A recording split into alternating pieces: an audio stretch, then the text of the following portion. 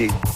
Avec d'abord la carte blanche de l'un de nos éditorialistes, comme chaque soir, c'est un coup de griffe ou un coup de cœur sans détour. Et ce soir, c'est la philosophe Julia de Funès qui nous accompagne. Bonsoir Julia. Bonsoir Julien. Ravi de vous retrouver. Alors ce soir, vous allez revenir sur ce déplacement, on l'évoquait dans le journal du président Macron, au chevet des sinistrés des Alpes-Maritimes. Mais attention, dites-vous, au choix des mots.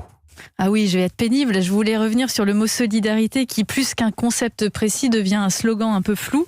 Mis à part les régions fortement touchées par le sinistre, le reste du pays peut malheureusement se sentir un peu comme Madame Verdurin dans Le Temps retrouvé, vous savez, la recherche du temps perdu, qui en plein petit déjeuner découvre dans son quotidien du matin un événement tragique, la nouvelle d'un naufrage. Et l'horreur du naufrage qu'elle ne fait que lire, évidemment, rehausse sa douce satisfaction de tremper ses croissants bien bons dans son café bien chaud.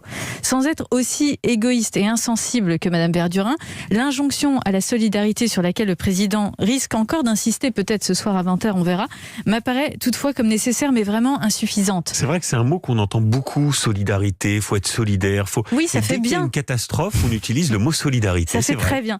Mais la solidarité suppose une contrepartie. Étymologiquement, elle vient du mot solide, solidus en latin, si je fais ma cuistre, mais dans un corps solide, les parties... Vous êtes philosophe, vous avez le droit. Oh non, c'est quand même pénible.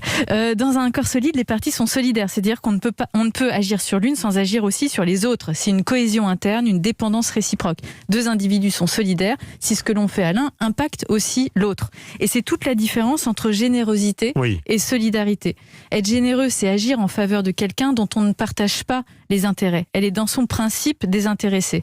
Être solidaire, c'est agir en faveur de quelqu'un dont on partage les intérêts. C'est win-win, gagnant-gagnant, si j'utilise le vocabulaire affreux d'aujourd'hui. Donc dans le cas d'espèce, il faudrait mieux parler de générosité que de solidarité ? Alors, pas seulement, parce qu'il faut bien être solidaire, les assurances vont fonctionner. L'assurance, c'est typiquement un système solidaire. En défendant les intérêts des uns, on défend aussi ceux des autres.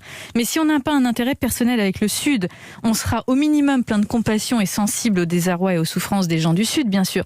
Au mieux, on sera généreux et on enverra notre soutien sous forme d'aide financière ou autre, mais on ne sera pas solidaire au sens propre du terme, et tant mieux d'une certaine façon, parce que parler de solidarité, c'est rentrer dans une logique d'intérêt mutualisé, et le temps ne me semble pas être à la seule solidarité, mais à la nécessité d'aide, de moyens, de soutien, sans contrepartie aucune, sans attente de notre part, sans intérêt en retour.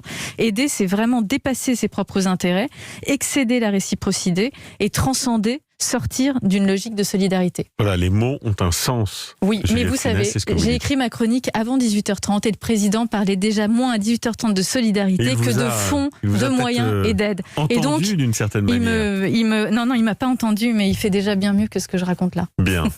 Et on suivra ce qu'il dira ce soir à 20h et on suivra l'utilisation des mots, car c'est vrai, vous le rappelez régulièrement chez nous à Europe 1, les mots ont un sens et c'est important de le rappeler. Merci infiniment, Julia de Funès.